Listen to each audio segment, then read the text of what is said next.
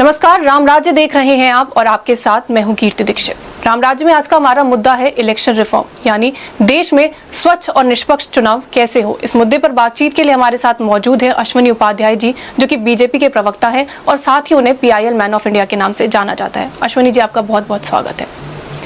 Sir, एक देश एक चुनाव को लेकर के आपके क्या विचार है? क्या भारत में ये चीज लागू होनी चाहिए? देखिए, हमारे देश में पहले एक देश एक चुनाव सिस्टम ही था जी। आज़ादी के बाद से लगातार जो 4 चुनाव हुए थे वो एक देश एक चुनाव ही हुए थे। लोकसभा, विधानसभा सब एक चुनाव साथी होते थे। उसके एक नहीं बहुत फायदे हैं।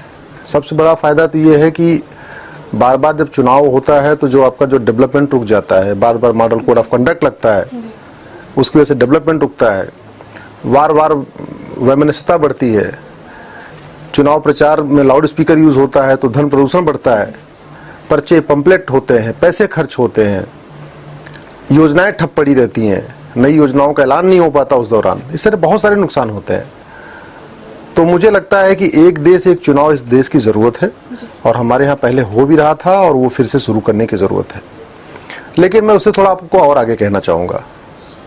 मैंने रिसर्च किया है, दुनिया के 48 ऐसे देश हैं जहाँ एक देश एक चुनाव होता है। सभी चुनाव संडे को होते हैं। ये नहीं वर्किंग डे में चुनाव नहीं होता, छुट्टी के दिन होता है संडे को चुनाव। उसको बोलते हैं संडे इलेक्शन डे। उन्होंने डिक्लेयर किया हमारा इलेक्शन डे।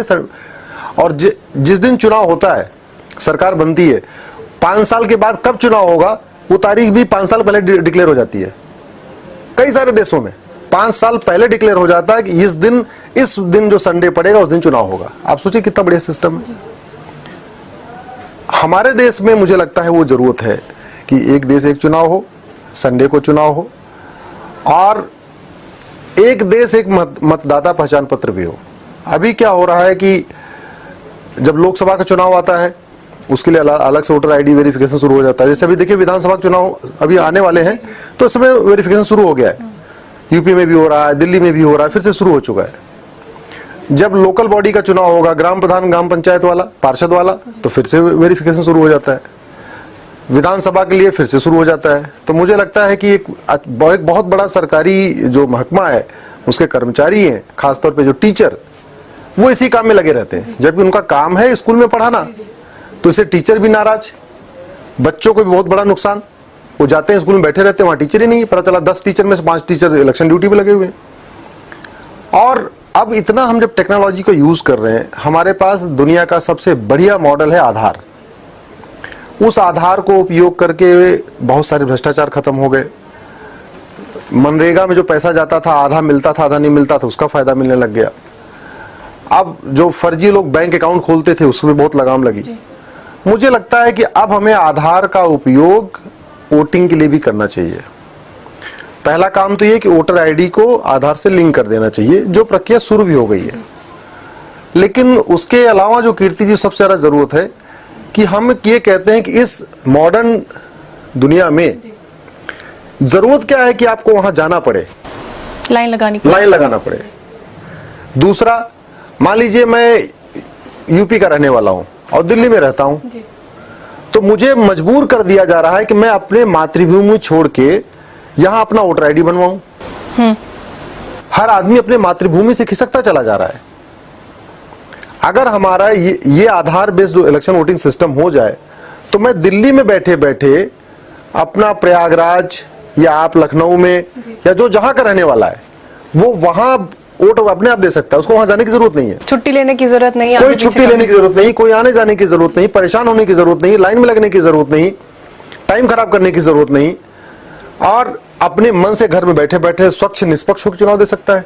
भाई अगर वो बूथ पे जाएगा तो वहां 4 लोग टेबल लगा के बैठे होंगे, वो कहेंगे हमको वोट दो, कहेंगे हमको वोट दो। वो घर में बैठा हुआ एकदम निष्पक्ष भाव से सोच रहा है कौन बढ़िया कैंडिडेट, उसको वोट दे रहा है।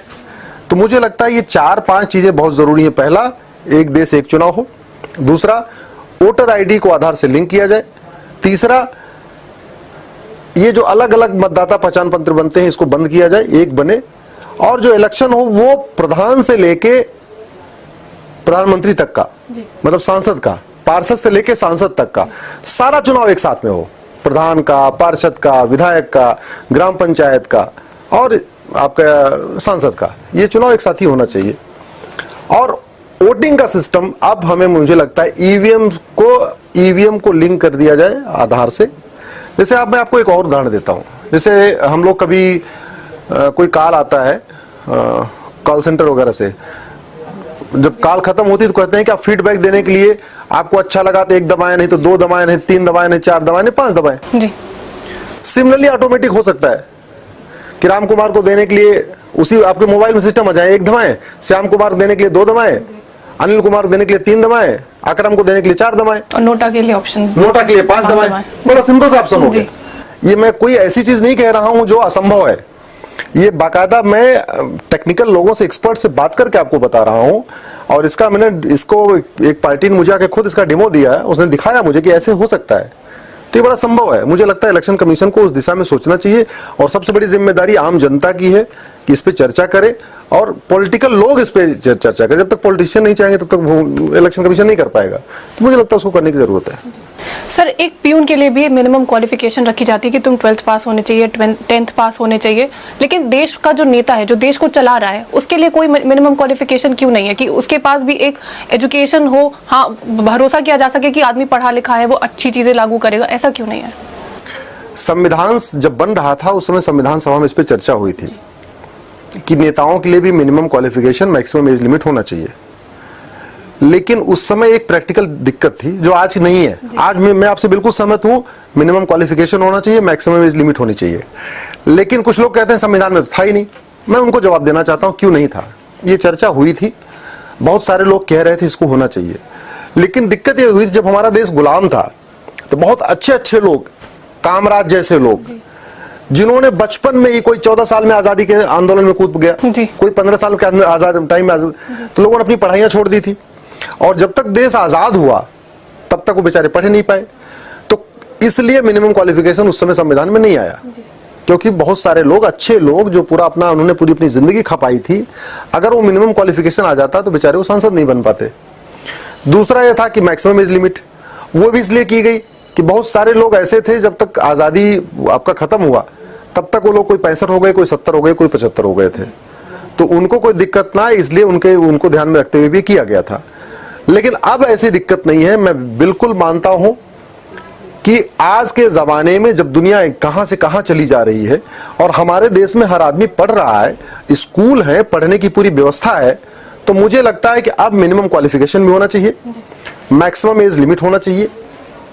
इसके मामले में मैं आपको एक बहुत विशेष बात बताऊं प्रीति जी, आज की डेट में क्या हो रखा है, हमारे संविधान में जो कॉन्सेप्ट दिया गया है वो है पीपल रिप्रेजेंटेटिव, यानी जनप्रतिनिधि।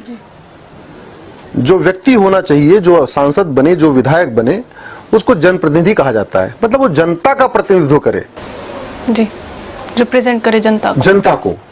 लेकिन दुर्भाग्यवश आज की डेट में लोग पार्टी रिप्रेजेंट कर रहे हैं, लोग जनता को नहीं रिप्रेजेंट कर रहे हैं, जनप्रतिनिधि नहीं बल्कि दल प्रतिनिधि बन गए हैं। जो पॉलिटिकल पार्टी का वही काम करेंगे। उसका कारण क्या है? कारण यह है कि जो हमारा बैलेट पेपर है और जो ईवीएम, पहले बैलेट पेपर था, अभी ईवीएम आ गया, उस पे जो वोटिंग के लिए चुनाव चिन्ह यूज किया जाता है, नाम के बाद चुनाव चिन्ह होता है। इसकी वजह से क्या होता है कि मान लीजिए एक पॉलिटिकल पार्टी है जिसका अध्यक्ष या जो पार्टी का मुखिया बहुत अच्छा है, एक वोटर के नाते मान लीजिए हम चाह रहे हैं कि हाँ ये पार्टी अच्छी है, तो ठीक है, हम ये पार्टी तो अच्छी है, लेकिन इसका जो कैंडिडेट है ये अच्छा नहीं है। कैंडिडेट ऐसी पार्टी का बढ़िया है जो पार्टी अच्छी नहीं है, तो हमारे सामने दुविधा हो गई कि मैं पार्टी अध्यक्ष को देखूं या उस कैंडिडेट को देखूं। भाई पार्टी अध्यक्ष से तो हमारा कोई काम होना देना नहीं है, हमारे जो क्षेत्र का विकास करेगा वो करेगा कैंडिडेट। तो आदमी ऐसे चीज में बहुत दुविधा में हो जाता है, कभी वो कैंडिडेट पे नहीं जा पाता और वो पार्टी के नाते उस पार्टी को वोट दे देता है। इसका जो सबसे बड़ा और जो चल रहा है कि बहुत सारी पॉलिटिकल पार्टीज ऐसी हैं जिन्होंने बाकायदा इसी काम के लिए पॉलिटिकल पार्टी बना रखी है। वो टिकट बांट रही हैं अपने क्षमता के अनुसार, जितने में उनका बिक रहा है, किसी का 5 लाख में बिक रहा है, किसी का 10 में बिक रहा है, किसी का 5 करोड़ में बिक रहा है। मुझे लगता है कि अगर ईवीएम पे जो सबसे बड़ा सुधार होगा, जो एक ड्रास्टिक सुधार होगा, जो पूरे देश में हमारी पूरी पॉलिटिकल सिस्टम को बदल देगा, ये कैंडिडेट के नाम के साथ उसकी फोटो हो, वहां से चुनाव चिन्ह ना हो, उस पे ईवीएम से चुनाव चिन्ह ना हो, बल्कि केवल कैंडिडेट की फोटो हो। कैंडिडेट की फोटो ही उसका चुनाव चिन्ह बन जाए, इसको ऐसे समझे। इसका फायदा क्या होगा? टिकट की खरीद बिक्री बंद हो जाएगी, पॉलिटिकल पार्टियां मजबूर हो जाएंगी उस क्षेत्र के किसी अच्छे व्यक्ति को उम्मीदवार बनाने के लिए। तीसरा क्या होगा? वहां पे एक समझदार उस पूरे एरिया का जो व्यक्ति है, वहां पे वो लीडरशिप डेवलप होगी, लोकल लीडरशिप डेवलप होगी। अभी क्या हो रखा है कि लीडरशिप बंद हो गई। मैं आपसे पूछता हूं, क्या इस देश में सरदार पटेल अब दोबारा पैदा नहीं हो रहे हैं? क्या इस देश में अंबेडकर पैदा होने बंद हो गए, या डॉक्टर राजेंद्र प्रसाद पैदा होने बंद है? अरे ये भारत, हम तो कहते हैं पुनर्जन्म की व्यवस्था है, तो इसका मतलब आज भी बाबा साहब अंबेडकर भी पैदा हो रहे हैं, सरदार पटेल भी पैदा हो रहे हैं, सारे महापुरुष पैदा हो रहे हैं। दिक्कत केवल ये हो रही है कि पॉलिटिकल पार्टी उनको टिकट नहीं दे रही है। आप ढूंढने जाइए, आपको हर जिले में एक अंबेडकर मिलेगा, मतलब उस क्षमता का व्यक्ति, उस विचारों का व्यक्ति, उसके विचार जैसे होंगे। आपको हर जिले में एक लोहिया के जैसा व्यक्ति मिलेगा, उस विचार के जैसा। आपको हर जिले में एक सरदार पटेल, एक श्यामा प्रसाद मुखर्जी, एक दीनदयाल उपाध्याय, एक डॉक्टर राजेंद्र प्रसाद जैसा व्यक्ति मिलेगा, उस उतना ईमानदार, उतना ही कर्मठ, उतना ही राष्ट्रवादी। लेकिन वो संसद और विधानसभा में नहीं जा पा रहा है। क्यों? इस चुनाव चिन्ह के कारण। तो ये अगर ईवीएम से चुनाव चिन्ह हटा दिया जाए तो पहली बात, टिकट की खरीद बिक्री बंद होगी, भ्रष्टाचार खत्म होगा, काले धन का उपयोग बंद हो जाएगा, अच्छे लोग पॉलिटिकल पार्टी में आएंगे, अच्छे लोग जब संसद में पहुंचेंगे, विधानसभा में पहुंचेंगे तो अच्छा कानून बनाएंगे, अच्छी योजनाएं बनाएंगे। ये जो 5-5 करोड़ रुपए हर साल मिलता खर्च करने के लिए सांसदों का, उसका अच्छा उपयोग होगा, अच्छे स्कूल वो खोलेंगे। तो मुझे लगता है कि जो सबसे बड़ा रिफॉर्म हो सकता है वो हो सकता है कि ईवीएम पर से चुनाव चिन्ह हटाया जाए। ये बहुत महत्वपूर्ण है। सर, बात कर ली हमने मिनिमम एजुकेशन की, बात कर ली हमने मैक्सिमम एज कितनी होनी चाहिए। कोई क्रिमिनल चार्जेस को लेकर के क्या बात करी गई कि किसी के ऊपर अगर कोई क्रिमिनल चार्ज लगा या प्रूफ हुआ है या नहीं भी हुआ है तो वो चुनाव लड़ सकता है या नहीं लड़ सकता, उसको लेकर के क्या बोला गया? देखिए, अभी एक व्यक्ति वर्तमान समय में, अगर मान लीजिए कोई आईएएस है, कलेक्टर है, पुलिस कप्तान है, जज है, कोई भी सरकारी पब्लिक सर्वेंट है, अगर उसको 2 दिन की सजा हो जाए तो वो पूरी लाइफ टाइम डिबार हो जाता है, यानी लाइफ टाइम वो दोबारा नौकरी नहीं कर सकता। वो भी पब्लिक सर्वेंट है। ये हमारे जो जनप्रतिनिधि हैं, एमएलए, एमपी, इनको भी लीगल टर्म में पब्लिक सर्वेंट कहा जाता है, ये भी पब्लिक सर्वेंट है। लेकिन जब ये 2 साल की सजा होगी, 2 साल या उससे ज्यादा, तब इनके चुनाव लड़ने पे बैन लगेगा। मतलब कलेक्टर, डीएम, एसपी 2 दिन की सजा पे बैन हो जाता है, एमएलए, एमपी को 2 साल से ज्यादा की सजा पे बैन होता है। ये डिफरेंस है। दूसरा डिफरेंस ये है, कलेक्टर, डीएम, एमपी 2 दिन की सजा हो गई तो लाइफ टाइम बैन, और एमएलए, एमपी को 2 साल की सजा हो जाएगी तब भी मात्र 6 साल का बैन। प्रूफ होना चाहिए, वो भी प्रूफ, और वो भी मात्र 6 साल का बैन। और वो भी मतलब district court, high court, supreme court, हर जगह से जब 2 साल की सजा हो जाएगी तब जाके 6 साल का बैन लगेगा। मैंने उसी को चैलेंज किया है। हमने ये कहा है कि ये एमएलए, एमपी भी पब्लिक सर्वेंट है, ये इनफैक्ट सुपीरियर पब्लिक सर्वेंट है। बाकी डीएम, कलेक्टर पब्लिक सर्वेंट है, लेकिन उनके पास कानून बनाने के अधिकार नहीं है। ये तो पब्लिक सर्वेंट भी है, लॉ मेकर भी है, तो कानून बनाते हैं। तो ऐसे करप्ट लोग, ऐसे सजा याफ्ता लोग जाके हमारे संसद में पहुंच के, हम तो उसको लोकतंत्र का मंदिर कहते हैं, संसद विधानसभा को, तो क्या जो लोकतंत्र का हमारा मंदिर है वहां अपराधियों के लिए जगह होनी चाहिए क्या? ये बिल्कुल नहीं होना चाहिए। केवल चुनाव लड़ने पे ही नहीं, बल्कि जो सजा याफ्ता व्यक्ति है उसके पॉलिटिकल पार्टी बनाने और पार्टी पदाधिकारी बनने पे भी बैन होना चाहिए, वो भी लाइफ टाइम। मैं उसका उदाहरण देता हूं। लालू यादव हैं, सबको पता, चारा घोटाले में जेल में है, आज भी पार्टी अध्यक्ष बन के बैठे हुए। हरियाणा में चौटाला जेल में है, बहुत बड़ा घोटाला किया था, टीचर वाले स्कैम में पैसा देके लोगों को टीचर बनाया था। इसके बाद ही पार्टी अध्यक्ष बने हुए हैं। हमारे देश में सारा काम तो पार्टी अध्यक्ष करता है। ये सांसद, विधायक तो पार्टी अध्यक्ष के अंदर होते हैं ना, नीचे होते हैं। पार्टी अध्यक्ष की मर्जी के खिलाफ कोई कुछ कर ही नहीं सकता है। तो इसलिए मैं कह रहा हूं कि जो व्यक्ति सजा याफ्ता हो उसके चुनाव लड़ने, पार्टी बनाने और पार्टी पदाधिकारी बनने, इन तीनों पे लाइफ टाइम बैन होना चाहिए। मात्र 2 साल या 6 साल का बैन से काम नहीं चलेगा। तीसरी बात यह कि जैसे हमारा सुप्रीम कोर्ट है या हमारा लोकसभा है, इन लोगों के पास रूल मेकिंग पावर है। सुप्रीम कोर्ट के पास रूल मेकिंग पावर है, अपना खुद कानून बना सकता है। हमारा संविधान कहता है कि इलेक्शन कमीशन एक इंडिपेंडेंट होगा, स्वतंत्र होगा, लेकिन किसी भी चीज की स्वतंत्रता के लिए 3-4 चीजें बहुत जरूरी है, जो आज की डेट में नहीं है। अभी जो इलेक्शन कमिश्नर्स का अपॉइंटमेंट होता है वो कोलेजियम थ्रू नहीं होता है। हमारा ये कहना है कि एक कोलेजियम हो जिसमें प्राइम मिनिस्टर हो, लीडर ऑफ अपोजिशन हो, चीफ जस्टिस ऑफ इंडिया हो, ये तीनों मिलके वो जो 3 इलेक्शन कमिश्नर छांटे जाते हैं उनका नियुक्ति करे, न कि केवल सरकार करे। इससे ट्रांसपेरेंसी आएगी, इलेक्शन कमीशन पे लोगों का और भरोसा बढ़ेगा। अभी लोग इलेक्शन कमीशन को थोड़ा शक की नजर से देखते हैं, तो मुझे लगता है वो भी ठीक हो जाएगा। और इलेक्शन कमीशन खुद भी एक अपने आप को वो स्वतंत्र महसूस करेगा। उसको पता है कि अगर हमको हटाना भी है तो फिर 3 लोगों की बैठक होगी।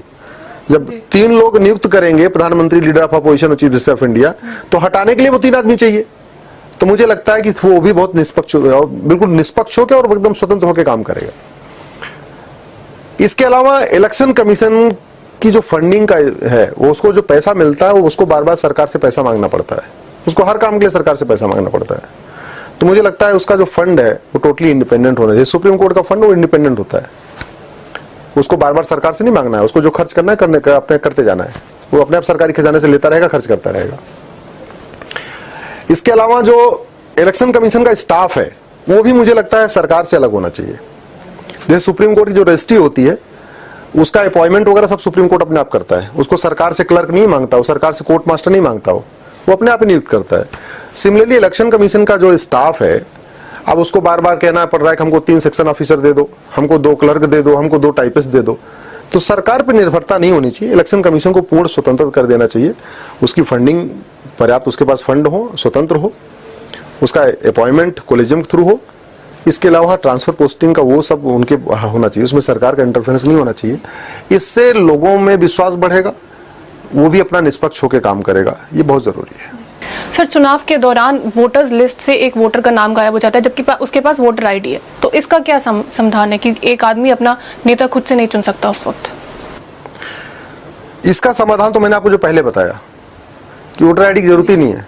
हम तो कह रहे हैं आधार बेस्ड कर दो, घर में बैठे बैठे आदमी करे। भाई वोटर आईडी बनाने में खराब होता है, पूरा स्टाफ लगता है। फिर वोटर आईडी लेकर अपने आप संभाल के रखो, ढूंढ के रखो। मुझे लगता है इन सब का जो समाधान है इलेक्शन कमीशन, मुझे लगता है कि हम जो बात कर रहे हैं हो सकता है इलेक्शन कमीशन तक जरूर पहुंचनी चाहिए। तो इलेक्शन कमीशन इन चीजों को समझे। मैं तो कह रहा हूं इलेक्शन कमीशन एक अपनी स्वतंत्र बैठक बुला ले और बैठक बुला के इन चीजों पर चर्चा कर ले। एक चीज जो सबसे ज्यादा जरूरी मैं आपको बताना चाहूंगा कि जब इलेक्शन, ये एमएलए एमपी का जब फॉर्म जो लोग भरते हैं, नॉमिनेशन भरते हैं, फिर बाद में शपथ लेते हैं, सांसद का शपथ लेते हैं, विधायक का शपथ लेते हैं, तो कहते हैं मैं संविधान के अनुसार काम करूंगा, मैं संविधान की शपथ लेता हूं, ऐसा अंडरटेकिंग देते हैं। लेकिन ये भी सच बात है कि लूटने के मामले में अभी तक सांसद विधायक ही ज्यादा पकड़े गए हैं। लूटा खूब इन्होंने ही।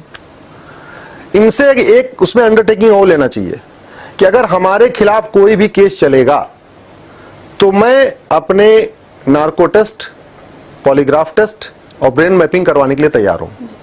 आप इतना एमएलए एमपी से लिखवा लीजिए मुझसे, मैं कह रहा हूं आधे लोग ना इलेक्शन में आएंगे नहीं।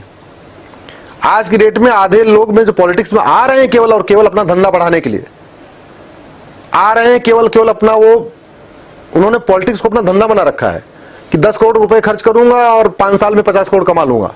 मुझे लगता है कि उनको अगर एक उनसे लाइन लिखवाया जाए कि भाई अगर हमारे खिलाफ कोई केस चलेगा तो मैं ये पॉलीग्राफ, नार्को, ब्रेन मैपिंग कराने के लिए तैयार हूं, ऐसे लोग पॉलिटिक्स में आना बंद कर देंगे। देखिए आज की डेट में भी अभी क्या हो रखा है कि सांसद और विधायक 2 जगह चुनाव लड़ सकते हैं जी। जैसे हम और आप 2 जगह जाकर वोट नहीं दे सकते। आपका जहां वोटिंग है आप वहीं वोट दे सकते हो। ऐसा नहीं करोगे आप अपने पैतृक आवास पे भी दे लो और कहीं और भी दे लो, नहीं कर सकते। लेकिन आज भी एक व्यक्ति 2 जगह से जाके चुनाव लड़ सकता है। मुझे लगता है ये भी बंद होना चाहिए, क्योंकि एक तो ये कि जब वो 2 जगह से जीतता है तो एक सीट खाली करता है, एक सीट खाली करता है, वहां दोबारा फिर से चुनाव होता है, फिर वहां मॉडल कोड ऑफ कंडक्ट लगेगा, फिर वहां सारी योजनाएं बंद होंगी, फिर कोई एक नया आदमी आएगा और फिर उसके साथ धोखा होता है जी। आपने वादा किया ना हम आपकी सेवा करेंगे, और आप जैसे 2 जगह से जीते, एक जगह छोड़ के भाग गए, तो आपने एक जगह के साथ तो धोखा कर दिया। तो मुझे लगता है कि जहां 2 जगह से जो चुनाव वाला अभी वोटिंग चुनाव लड़ने की जो प्रक्रिया है, इसमें बैन लगाने की जरूरत है। और जो सबसे महत्वपूर्ण, जो आज की डेट में बहुत गंभीर विषय चल रहा है, जनसंख्या विस्फोट वाला, एक कहावत है कि जो ऊपर के लोग फॉलो करते हैं उसको नीचे वाले भी फॉलो करते हैं। तो एक जो सबसे ज्यादा जरूरी है कि जो उनके भी 2 से ज्यादा बच्चे हैं, उनको पार्षद से लेके सांसद तक इनके चुनाव लड़ने पे बैन लगाना चाहिए। कुछ राज्यों में पार्षद और प्रधान के चुनाव लड़ने पे बैन है कि जिसके 2 से ज्यादा बच्चे हैं वो पार्षद का चुनाव नहीं लड़ सकते और प्रधान का चुनाव नहीं लड़ सकते। लेकिन विधानसभा और विधायक और सांसद बनने के लिए ऐसा कोई जरूरी नहीं है। इसलिए मेरा अपना आग्रह यह है केंद्र सरकार से कि जिसके भी 2 से बच्चे हैं, 2 से ज्यादा बच्चे हैं, आप उसको चुनाव लड़ने से रोक दीजिए। जब चुनाव आप नहीं लड़ पाएगा तो मंत्री नहीं बनेगा। तो मुझे लगता है जनता में एक बहुत बड़ा मैसेज जाएगा, जनता में इससे बहुत अच्छा मैसेज जाएगा जनसंख्या नियंत्रण को लेकर, जो हमारे देश की सबसे बड़ी समस्या है। तो मुझे लगता है कि ये करने की भी बहुत जरूरत है, और ये हो जाएगा तो इससे मैसेज भी अच्छा जाएगा और ठीक लोग आएंगे। सर, एक सवाल मैं जानना चाहूंगी ये कि क्या चुनाव का जब हम प्रचार प्रसार कर रहे होते हैं अपनी पार्टी का, तो ये जरूरी है कि हम दूसरे की खामियां गिनाएं? हम अपनी अच्छाइयों के दम पर चुनाव क्यों नहीं लड़ते? हम ये क्यों बताते हैं कि वो पार्टी खराब है या कोई भी पार्टी खराब? हम अपनी अच्छाइयां गिनाएं कि हमने ये किया, हम ये करेंगे, हम जनता को अपनी चीजें साबित करें, ऐसा क्यों नहीं करते? देखिए, ये तो चूंकि कहते नहीं जिसके पास कुछ खुद नहीं होता अपने बोलने के लिए, तो दूसरों की कमियां गिनाता है। और उसका कारण भी यही है, चूंकि वर्तमान व्यवस्था में पॉलिटिकल पार्टी जो है वो कैंडिडेट तय करती है। इसका समाधान भी मैंने आपको जो बताया कि आप ईवीएम पर से चुनाव चिन्ह हटा दीजिए, इसका भी समाधान हो जाएगा। वो कैसे होगा आपको बताता हूं। ये सब दिक्कतें तब आती हैं जब पता चला रहने वाला, मैं मान लीजिए दिल्ली में रहता हूं और पॉलिटिकल पार्टी ने बोला चले जाओ आप जौनपुर चुनाव लड़ लो, हम चले गए, चुनाव लड़ लिए। वहां के मतदाता भी मजबूर है कि भाई ठीक है, हमें इस पार्टी से लेना दे, हमें ये पार्टी हमें पसंद है, मैं वोट दूंगा। तो इससे क्या होगा, एक तो ये जो फिर लोग अपने पॉजिटिवनेस पे चुनाव लड़ेंगे, अच्छे लोग जब आएंगे तो पॉजिटिवनेस पे चुनाव लड़ेंगे। जो पैरासूट सिस्टम है अभी चल रहा है, अभी कैंडिडेट पैरासूट उतार देते हैं, जिसका उठाया दिल्ली से उठाया बॉम्बे पहुंचा दिया, बॉम्बे से उठाया लखनऊ पहुंचा दिया, जगह के बारे में कुछ जानता ही नहीं है। तो वो सिस्टम भी बंद हो जाएगा। तो मुझे लगता है कि ये बहुत बड़ा लैंडमार्क हो जाएगा। और भारत, वो कहते नहीं सबसे हम लार्जेस्ट डेमोक्रेसी है दुनिया की, तो मुझे लगता है कि ये एक बार हमने भारत में कर लिया कि कैंडिडेट की फोटो ही इसका पहचान चुनाव चिन्ह बन गया, तो ये दुनिया के बाकी देश भी इसको अपनाएंगे और इससे ये सारी व्यवस्था जो आपने बताई है, ये कमियां भी दूर हो जाएंगी। सर, हिंदी खबर से बातचीत के लिए आपका बहुत बहुत धन्यवाद।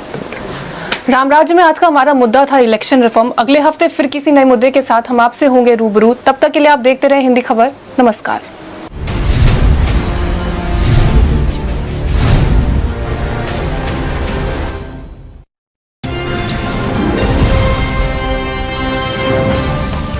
घंटी का बटन दबाइए और हिंदी खबर से जुड़ जाइए।